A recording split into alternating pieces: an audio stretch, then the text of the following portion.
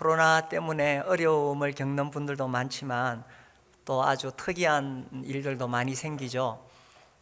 저는 그 야생동물이 아주 활발하게 움직이는 사진을 보면서 아주 묘한 느낌이 들었습니다. 그 아르헨티나에는 바다 사자들이 해변가로 올라오고 도로로 나와가지고 이렇게 막 자더라고요. 그게 500kg 정도 된답니다. 동네 개들이 와가지고 처음에는 짖다가 아주 친해져 가지고 서로 어울려 논다 이런 기사가 나왔더라고요. 그래서 사람들 때문에 눌려 있다가 그 야생 동물들이 이제 조금 활개를 치는 것 같습니다.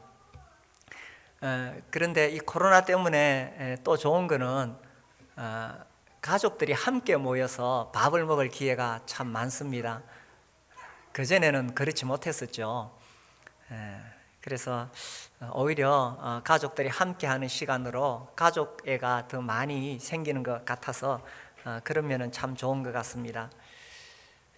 그런데 언젠가는 우리 자녀들을 다 사회로 내보내야 되죠. 언제까지나 부모가 데리고 있을 수는 없습니다. 그래서 세상으로 내보내야 되는데 우리가 살아온 세상이 그렇게 녹록하지 않잖아요. 참 험한 세상입니다. 이 험한 세상에 우리 자녀들을 어떻게 내보낼 것이냐, 정말 하나님의 보호와 은혜가 필요합니다. 하나님의 은혜와 보호를 받기 위해서 우리 자녀들이 정말 하나님을 의지할 수 있는, 절대적으로 하나님을 붙잡는 그런 신앙을 가져야 되겠죠. 그래서 그렇게 할 수 있도록 돕는 것이 부모의 역할이라고 생각이 됩니다. 오늘 우리가 출애굽기 12장에서 이 유월절 사건에 대한 이야기를 읽었습니다. 이스라엘 백성들이 애굽에서 종살이 할 때에 하나님께서 이제 그들에게 자유를 주시려고 했죠. 그러나 애굽 왕 바로가 붙잡고 놔주지 않았습니다. 그때 하나님께서 10가지 재앙을 내리시는데 그 마지막 10번째 재앙은 애굽의 모든 장자들, 짐승의 첫 새끼를 하나님께서 다 심판하셔서 죽이는 것입니다. 그런데 이스라엘 백성들에게는 피할 길을 주셨죠. 그래서 이 어린 양을 잡아서 그 피를 집 문에 설주와 인방에 바르도록 그렇게 하셨습니다. 그래서 23절에 여호와께서 애굽 사람들에게 재앙을 내리려고 지나가실 때에 문 인방과 좌우 문설주의 피를 보시면 여호와께서 그 문을 넘으시고 멸하는 자에게 너희 집에 들어가서 너희를 치지 못하게 하실 것임이니라. 그래서 이 밤에 애굽에 있는 모든 사람들이 자기 아들을 잃고 또 짐승의 첫 새끼를 잃고 울부짖을 때에 이스라엘 백성들만큼은 어린 양의 피로 구원을 받았습니다. 그리고 이제 하나님께서 말씀하신 것이 24절입니다. 너희는 이 일을 규례로 삼아 너희와 너희 자손이 영원히 지킬 것이니. 애굽에서 나올 때에 어린 양을 잡아서 피를 발랐는데 이것을 해마다 이날이 되면은 이렇게 하라고 말씀하셨습니다. 이 일을 규례로 삼아서 지키는데 그래서 너희와 너희 자손이 영원히 지키라. 그래서 이제 그 다음 해가 되고 그 다음 해가 되고 그들이 가나안 땅에 들어갔을 때에 이 유월절을 지켰죠. 그래서 이 유월절을 지키면서 하나님께서 우리를 어떻게 구원해 주셨는가를 기념했을 것입니다. 그들이 가나안 땅에서 하나님께 불평을 하기도 했지만 그러나 그 조상들이 애굽 땅에서 노예 생활할 때에 얼마나 고통스러웠겠어요? 얼마나 서러웠겠어요? 그러나 하나님께서 그들을 구원해 주셨다는 사실을 잊지 않도록 그들이 계속 지키라고 하셨습니다. 그래서 이 애굽에서 나왔던 그 세대는 정말 감격 속에서 6월절이 되면은 하나님께서 우리를 구원하셨다는 사실을 기쁨으로 예배를 드렸을 것입니다. 그런데 세월이 흘러가지요. 흘러가서 1세대, 2세대, 3세대 지나면 그 조상들이 느꼈던 그런 감동은 식어졌을 것입니다. 그러나 하나님께서는 이스라엘 백성은 하나님께서 구원하신 백성이다. 그리고 이스라엘 백성은 그 하나님을 섬겨야 된다.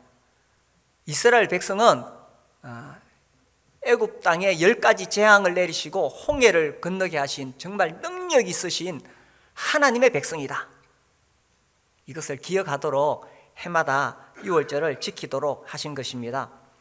그래서 24절에서 중요한 것은 너희들이 지킬 뿐만 아니라 너희 자손이 영원히 지킬 것이라고 말씀하셨습니다. 애굽 땅에서 나왔던 그 사람들이야 얼마나 그 출애굽에 감동이 넘치겠어요. 그런데 그들에서 그치면 안 되고 그 자녀들도 그렇게 해야 된다는 것입니다. 이것이 매우 중요한 하나님의 메시지였습니다. 하나님은 자기 백성들이 하나님을 경험했던 것을 자기들만 알면 안 되고 이것을 자손들에게 계속 전해서 우리 조상들이 믿었던 하나님이 어떤 분이신가를 그 자손들이 알기를 원했던 것입니다. 그래서 너희와 너희 자손이 영원히 지킬 것이라 이렇게 말씀하신 거예요. 우리 시편 78편을 볼까요? 과연 하나님의 말씀대로 이스라엘 백성들은 이것을 자손들에게 계속 전해왔습니다. 78편 3절에 보시면 이는 우리가 들어서 아는 바요 우리의 조상들이 우리에게 전한 바라. 조상들이 계속 전해왔다는 것입니다. 4절 우리가 이를 그들의 자손에게 숨기지 아니하고 여호와의 영예와 그의 능력과 그가 행하신 기이한 사적을 후대에 전하리로다. 또 조상들로부터 들어와서 우리도 후대에 전하리로다. 5절 여호와께서 증거를 야곱에게 세우시며 법도를 이스라엘에게 정하시고 우리 조상들에게 명령하사 그들의 자손에게 알리라 하셨으니. 그래서 이스라엘이 경험했던 것을 자손에게 알리는 것이 너무나 중요했던 것입니다. 6절 이는 그들로 후대 곧 태어날 자손에게 이를 알게 하고 그들은 일어나 그들의 자손에게 일러서. 그래서 자손들에게 알리면 그 자손은 또 그 후대 자손들에게 알려서. 그래서 7절 그들로 그들의 소망을 하나님께 두며. 그래서 세월이 흘러가도 자손들은 소망을 하나님께 두며 그들의 소망을 하나님께 두며 하나님께서 행하신 일을 잊지 아니하고 오직 그의 계명을 지켜서 이렇게 나옵니다. 그래서 하나님께서는 자손에게 이것을 계속 전하라고 말씀하신 거예요. 그래야 그들이 하나님을 경외하고 또 어려운 일 만날 때에 우리가 믿는 하나님 어떤 하나님이시냐, 그 강대한 이집트 제국의 10가지 재앙을 통해서 그들이 섬기는 가짜 우상들 다 깨뜨리시고 홍해를 가르시고 광야에서 만나를 먹이시고 약속의 땅을 주신 하나님, 이 구원의 하나님, 능력의 하나님을 그 자손들도 믿고 의지하고 또 하나님 섬기도록 자손들에게 계속 전하라고 말씀하신 거예요. 그래서 이제 이 조상들은 그것을 경험했기 때문에 뜨거웠고 또 이것을 계속 전했었겠죠. 그런데 세월이 흘러가면 이것이 식어진다는 거예요. 교회사에 보면 이제 미국에 1734년, 34년, 35년 그 무렵, 또 1740년 그 무렵에 들어가서 1차 대각성 운동이 일어납니다. 근데 이제 그 배경이 어떠하냐 하면 1620년에 영국에서 메이플라워를 타고 이제 미국으로 건너오죠. 이 청교도들이 왜 건너왔느냐, 자기 고향 땅, 그 안전한 곳, 그거 다 버리고 그 당시 대서양을 건넌다는 것은 지금처럼 좋은 배를 타고 안전하게 건너지 못했습니다. 정말 목숨을 걸고 그 미지의 대륙에 건너왔던 것은 이제 더 이상 신앙적인 핍박을 받지 말고 우리가 마음껏 하나님 섬기고 우리가 성경에 나타난 대로 그런 사회를 이루어보자 하는 뜨거운 열정으로 건너왔던 거예요. 그래서 청교도들이 건너와서 거기서 정말 성경 말씀대로 그런 사회를 세우려고 했습니다. 그리고 이제 교회의 회원이 되려면은 이제 건너온 사람들은 다 신앙을 가졌죠. 이제 그 자녀들이 태어나잖아요. 자녀들이 태어나면 그들이 분명하게 예수님을 믿고 회개하고 구원을 받았는지, 그들이 정말 중생의 체험을 했는지를 간증을 하겠습니다. 우리도 그렇게 하죠. 간증을 하고 그걸 들어보고 정말 이 사람이 예수님을 믿었다 하면 이제 이 성찬에 참여할 수 있도록 해주고 교회 정회원이 되도록 해줬어요. 처음부터 그런 의도로 건너왔으니까. 그런데 시간이 흐르면서 그 자녀들 중에 정말 거듭나지 못한 자녀들이 이제 생기기 시작했습니다. 그리고 그 자녀들이 또 자녀를 낳으니까 2대, 3대 흘러가니까 어떻게 되겠어요? 그런데 그 당시 문화는 모든 것이 기독교 문화고 교회 중심이니까 교회를 떠나서 살지는 못했습니다. 그러니 거듭난 체험이 없더라도 어려서부터 교회를 다니니까 자연스럽게 교회 안에 계속 있는 거예요. 본래 이 청교도들의 관점에서 보면 그 자녀들이 아무리 교회 성실히 나와도 정말 구원받지 않았으면 그들을 이방인 취급했습니다.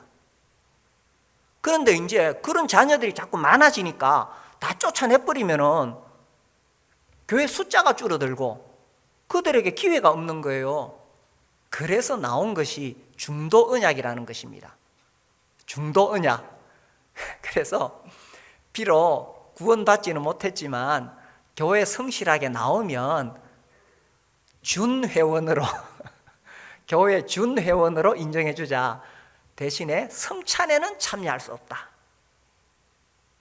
성찬은 구원받은 사람이 참여할 수 있으니까. 이게 중도 언약이라는 거예요. 그런데 나중에 이것만으로도 안 돼.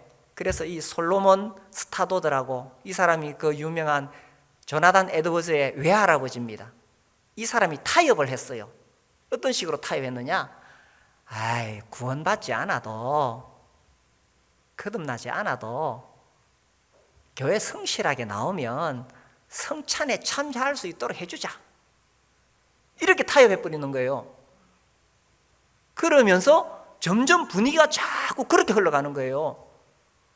그 나중에 그거를 문제 제기했다가 조나단 에드워즈가 그 유명한 미국의 정말 최고의, 이렇게 비유합니다.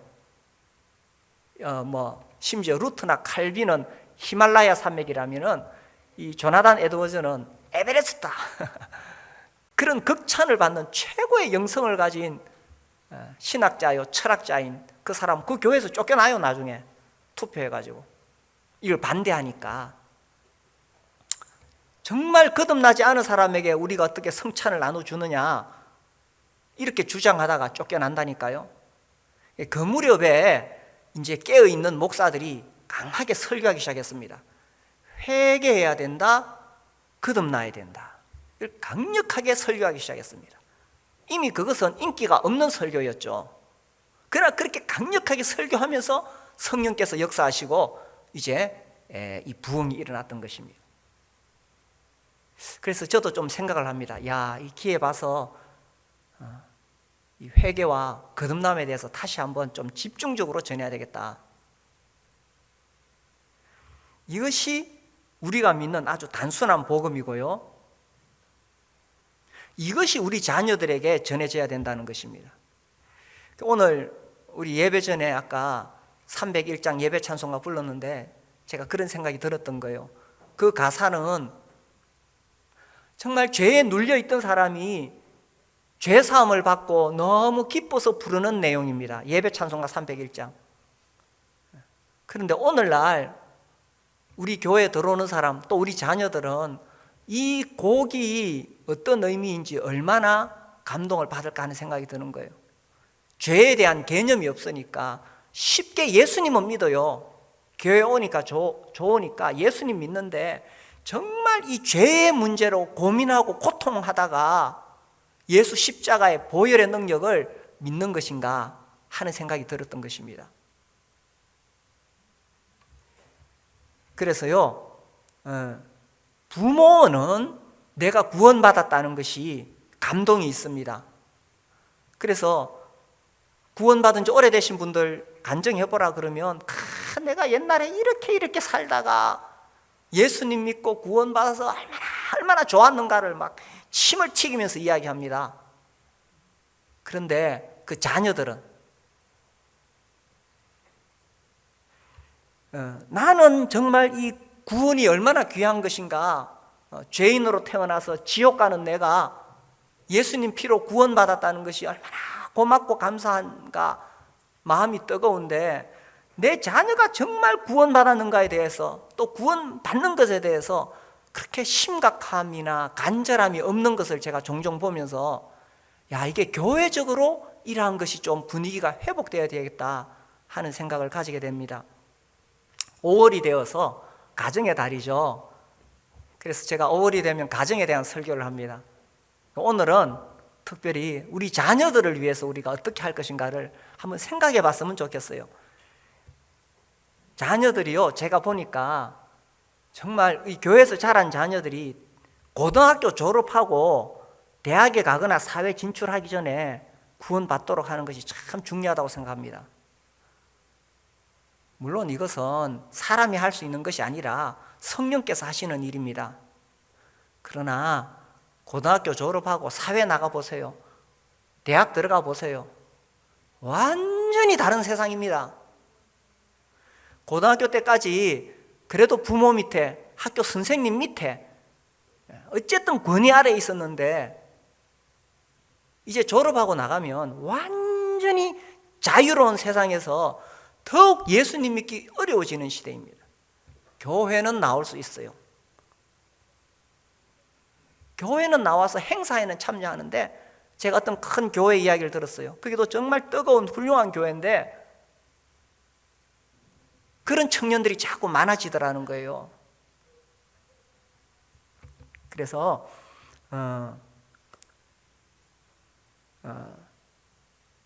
우리 아직까지 자녀들을 둔 부모님들은 정말 이 고등학교 졸업하기 전까지는 침례를 받을 수 있도록 이걸 정말 기도 제목으로 삼고 그렇게 하시고 또 우리 교회적으로도 그렇게 하는 것이 필요하다고 생각됩니다. 제가요 이제 우리 교회가 20년 됐잖아요.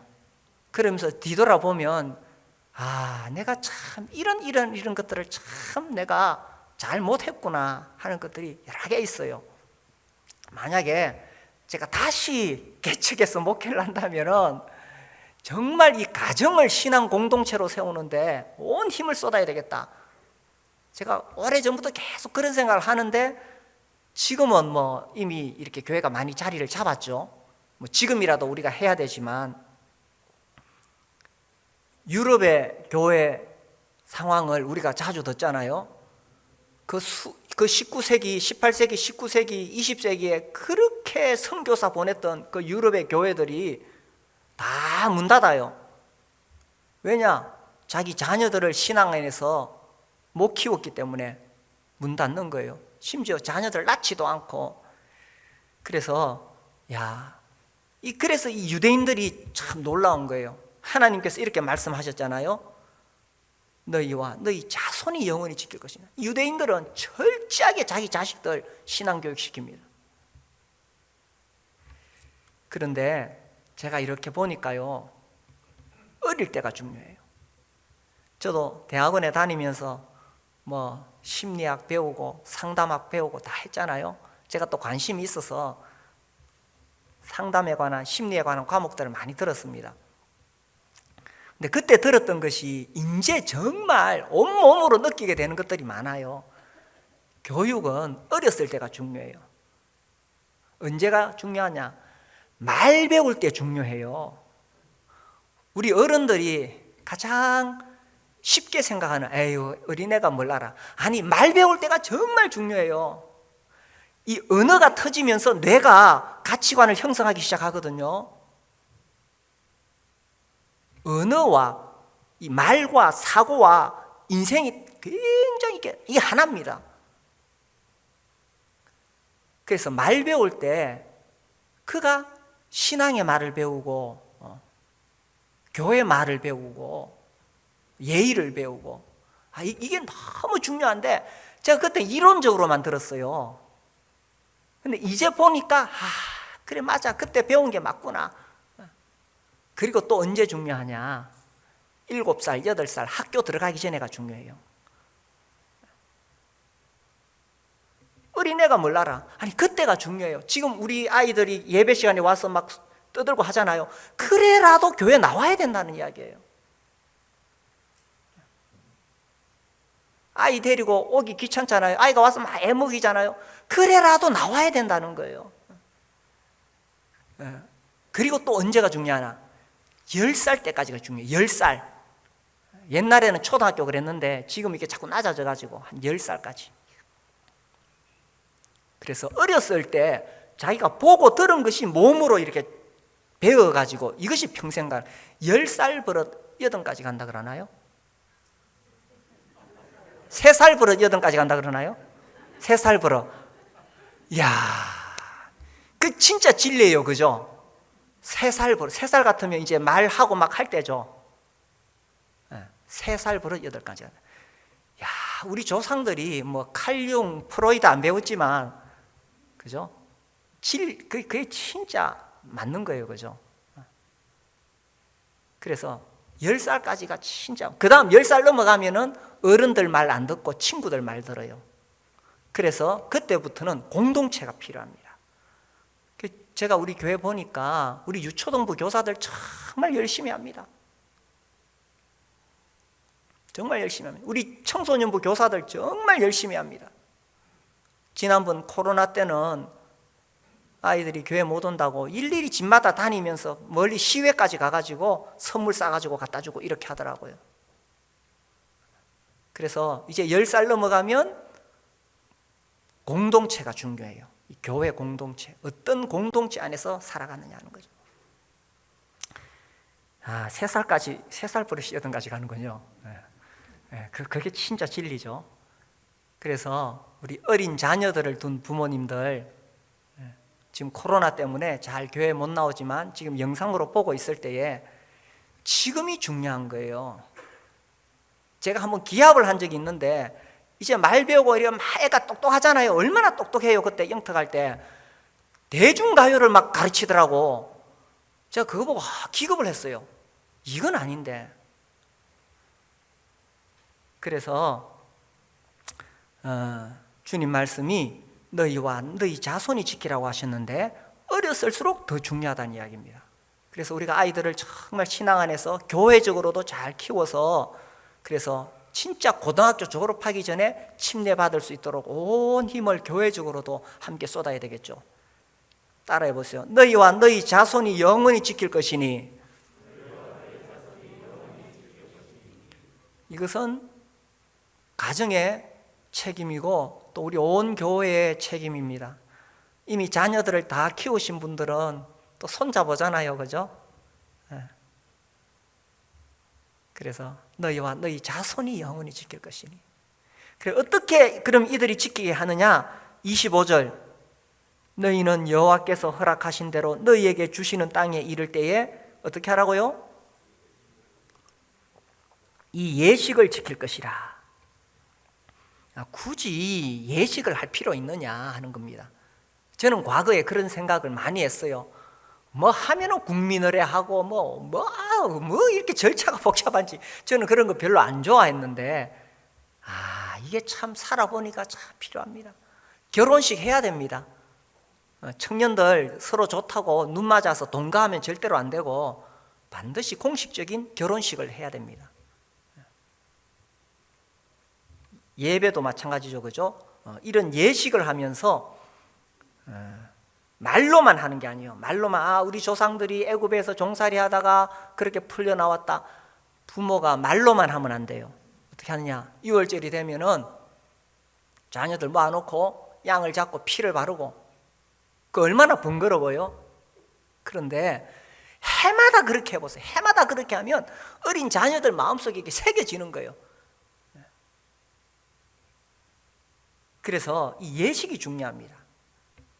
그래서 이런 그 6월절 예식을 하면서 그 조상들에 대한 이야기를 해줄 수가 있는 거죠. 제가 어렸을 때 우리 집에서는 제사를 지냈어요. 근데 그게 해마다 하잖아요. 만약에 제가 예수님 안 믿었으면 저도 그렇게 살 거예요. 왜? 어려서부터 계속 그거 보니까 그렇게 살았을 거예요. 그래서 어린 시절에 무엇을 심어주느냐가 참 중요하죠. 그래서 이 6월절 예식을 통해서 자연스럽게 하나님이 우리 조상들을 어떻게 하셨느냐, 우리가 왜 하나님을 경외해야 되느냐, 그리고 세상 살다가 어려운 일 있어도 겁내지 마라. 우리 하나님은 홍해를 가르신 분이시다. 네 앞길을 홍해가 가로막더라도 낙심하지 마라. 하나님께서 네 앞에 있는 홍해를 가르치는 분이시다. 야, 어렸을 때 이런 이야기 들어야 안 되겠어요? 다윗과 골리앗 이야기 자꾸 해줘야 돼요. 우리도 예식을 지킵니다. 우리 교회는 특별히 매주 성찬식을 합니다. 이 번거롭지 않나요? 형식적이지 않나요? 그러나 사실은 매주 하는 게 맞는 거예요. 종교개혁 때 이 문제로 좀 다툼이 있었는데, 그때 그만 이 칼빈이 지는 바람에 이게 그냥 이렇게 되어 왔죠. 그래서 매주 해야 되는데, 특히 이 성찬 시간에는 복음의 핵심 메시지가 담겨져 있습니다. 우리 주님이 그 떡과 잔을 통해서 우리에게 강력한 복음의 메시지를 전해주시죠. 그래서 어려서부터 거기에 참여하도록 하는 거죠. 아이들이 떠들어도요, 보는 거예요. 안 보는 것 같지만 다 보고 있는 거예요. 그래서 인터넷으로 영상으로 예배에 참여하는 것은 한계가 있습니다. 직접 여기 와가지고 참여하도록 해야 되는 거죠. 정말 우리 어린 자녀를 둔 부모님들, 아침에 아이들 깨워가지고 교회 오기 쉽지 않습니다. 꼭 이제 준비 다 해가지고 옷 입혀가지고 나오려고 하는데 한 놈이 엄마 똥 요럽니다. 그럼 한 놈이 이제 겨우 씻기고 나면은 또 한 놈이 또 뭐 딴소리 하고, 그죠? 그래서 아침에 일찍 나오기 어려운데 어린이집에는 다 보내잖아요, 아침에. 그래서 지금 영상으로 보고 있는 우리 젊은 부모님들, 아이들이 모르는 것 같지만 몸에 배도록 이렇게 하는 것이 참 중요합니다. 설교 시간에 와서 설교만 듣는 게 예배가 아니고 성찬에 함께 참여해야 됩니다. 자, 여기서 또 중요한 거는요, 이 예식을 지킬 것이라고 했는데 이 예식을 지키는 것을 보여줘야 된다는 이야기입니다. 우리 그 뒤에 13장 8절을 보시면 13장 8절, 너는 그날에 네 아들에게 뭐라고 되어 있습니까? 보여 이르기를 이 예식은 내가 애굽에서 나올 때에 여호와께서 나를 위하여 행하신 일로 말미암음이라 하고 이것으로 네 손의 기호와 네 미간의 표를 삼고 여호와의 율법이 네 입에 있게 하라. 이는 여호와께서 강하신 손으로 너를 애굽에서 인도하여 내셨음이라. 해마다 절기가 되면 이 규례를 지킬지니라. 해마다 절기가 되면 이 규례를 지키는데 8절에 나오는 대로 네 아들의 그날에 네 아들에게 보여 이르기를, 아들에게 보여주라는 거예요. 해마다 이렇게 양 잡는 거를 보여주라는 겁니다. 사람들은요, 보고 배우는 것이 굉장히 강하게 남아있죠. 귀로 들어서 가르쳐서 배우는 게 아닙니다. 보고 배웁니다. 그래서 이 어린이들 성찬식에 함께 참여하고요, 우리는 목장에서 매주 올리브 블레싱 하잖아요. 야, 그거 정말 중요합니다. 목장에서 올리브 블레싱, 그 아이들 기도 제목 듣고 아이들 안고, 제가 여러 목장 참여해 보니까 제가 볼 때 참 잘하는 게, 이 엄마가 아빠가 하나씩 다 끌어안는 아기를, 자기 아이 끌어안고 그 아이를 끌어안고 축복 기도해 주는 거예요. 온몸으로 그 부모의 신앙이 지금 전수되고 있잖아요. 그 시간에.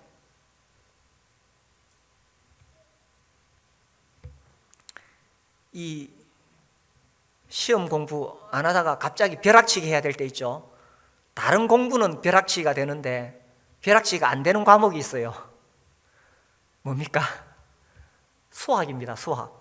이거는 벼락치기가 안 됩니다.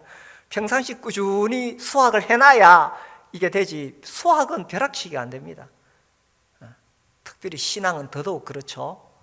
우리 자녀들, 정말 우리 자녀들 벼락치기로 절대로 안 됩니다. 뭐 갑자기 어디 무슨 기도원 가가지고 불 받고, 에이, 하나님 그렇게 안 하세요. 물론 특별한 경우에 그럴 수도 있지만, 그래서 부모가 하나님 경외하는 것을 자녀에게 보여준다는 거예요. 이 성찬 예배, 이거를 부모가 얼마나 중요시 여기는가를 자녀에게 보여주는 거예요. 그리고 부모가 화요일 교회 성경 공부하는데 가면서 부모가 이 성경 공부를 얼마나 중요시 여긴가를 보여주는 거예요. 어렸을 때부터 용돈 줄 때 얘야 10분의 1은 주님께 드려야 된다. 어렸을 때부터 11조 안 가르치면 나이 들면 못합니다.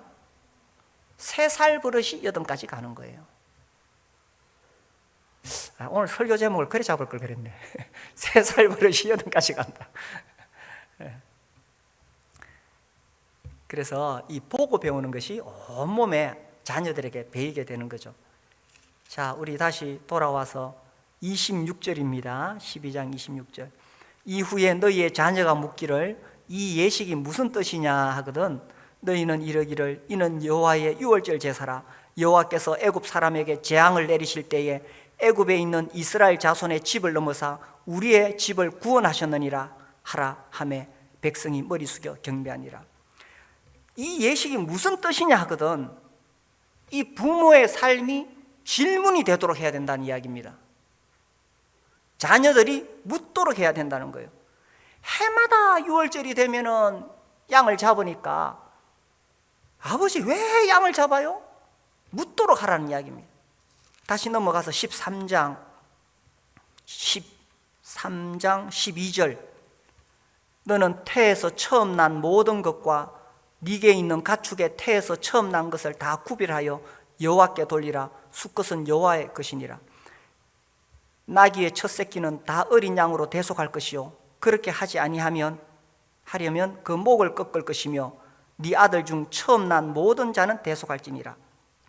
그러니까 첫 새끼는 다 죽었기 때문에 그 유월절 심판 때에, 그래서 가나안 땅에 들어가면은 첫 새끼를 낳으면 다 하나님께 바쳐라. 그리고 아들은 첫 아들을 낳으면 그 첫 아들을 대신해서 또 제물을 바쳐라. 그런데 나귀는 이 부정한 짐승이니까 제물로 바칠 수가 없어요. 그럼 어떻게 해야 되냐? 나귀는 어린 양으로 대신 바치든지, 그렇게 하지 않으려면 나귀의 목을 꺾어라. 제대로 된 아버지라면 일부러 나귀 새끼 낳으면 데리고 와가지고 아들 보는 데서 목을 한번 꺾어볼 거예요. 아들이 깜짝 놀라서 아버지 왜 그래요? 그죠? 얼마나 충격이겠어요. 그때 이야기를 해주는 거죠. 그 다음에는 또 나귀를 살리려면 어린 양으로 대신 제물을 바쳐야 된다. 이렇게 가르쳐 줄 수 있겠죠. 그래서 자녀들이 질문하도록 해야 되고, 그 다음에 그 질문에 대해서 부모는 분명한 답을 가지고 있어야 됩니다.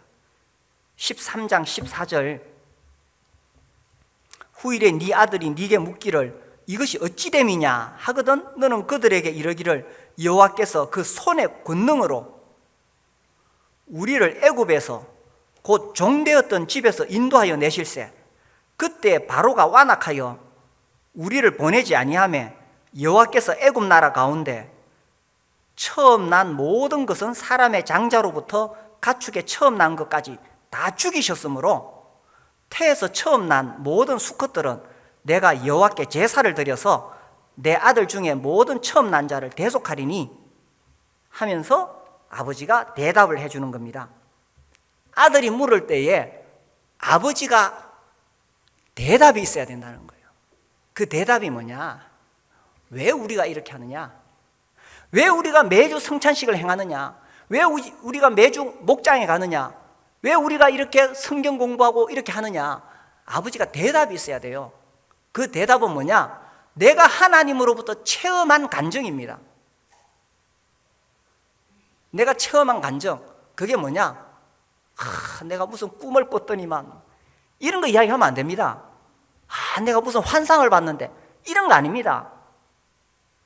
선교지나 아주 특수한 고난 가운데 있는 사람들은 꿈이나 환상을 통해서도 하나님 말씀하세요. 그러나 일반적인 이 시대에, 성경이 명확하게 있는 이 시대는 꿈이 아니라 하나님 말씀으로 말씀하시는 거예요. 제가 최근에 또 그런 이야기를 듣고 참 안타까운데, 하나님께서 우리에게 메시지를 주시는 방법은 꿈 아닙니다. 특히 우리 브레들이는 그런 거 되게 싫어했어요. 하나님 우리에게 말씀을 주셨는데, 그래, 그런 체험을 이야기하는 것이 아니라 하나님과 나와의 관계에 있어서 정말 결정적인 나의 체험, 그게 뭡니까? 어느 날 내가 예수 십자가의 보혈의 복음을 들었다는 것입니다. 내가 죄인으로 태어나서 지옥 갈 수밖에 없는데 하나님의 아들이 나를 위해 죽으셨다는 이야기입니다. 그래서 그 보혈로 내 모든 죄가 사함받아서 나 같은 죄인이 용서함 받아서 주 앞에 옳다함 얻게 되었다는 이야기입니다. 이것이 부모가 체험한 분명한 간증이죠. 이걸 전해주는 거죠. 지금 현대시대에 사람들은 심지어 교회마저도 천국과 지옥에 대해서 무감각해지고 있습니다. 천국이 있습니다. 아멘을 안 하시네. 천국이 있습니다. 지옥이 있습니다. 믿으십니까? 그러면은 우리 자식들 화목한 우리 가족 분위기, 화목한 가족 분위기 만들어가지고 잘 살다가 화목하게 지옥 갈랍니까? 애를 써서 어떻게 하시든 우리 자녀들 어리면 어릴수록 더 중요합니다. 이미 다 키워놓으신 분들은 지금이라도 해야 되겠지만 어린 자녀를 둔 우리 부모님들, 젊은 가정들 정말 오늘 메시지 가슴에 담기 바랍니다. 그래서 내가 먼저 분명한 그런 구원의 간증이 있어야 됩니다. 나의 행위나 노력이 아니라 울어도 안 되고 힘써도 안 되고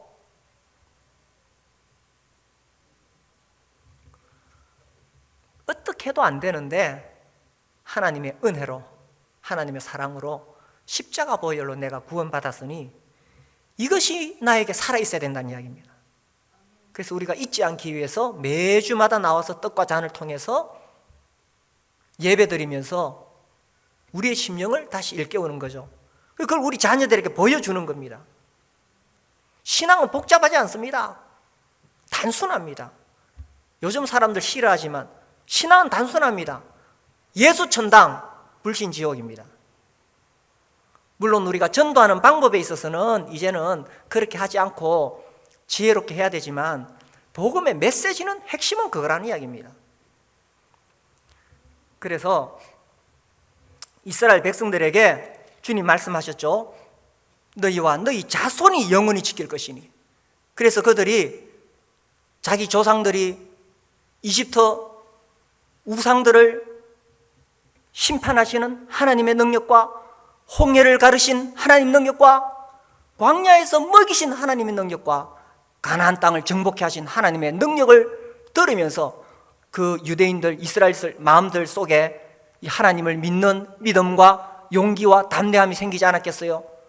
그거 가지고 사니까 유대인들이 지금 세계를 다 중요한 거 다 점령하고 있잖아요.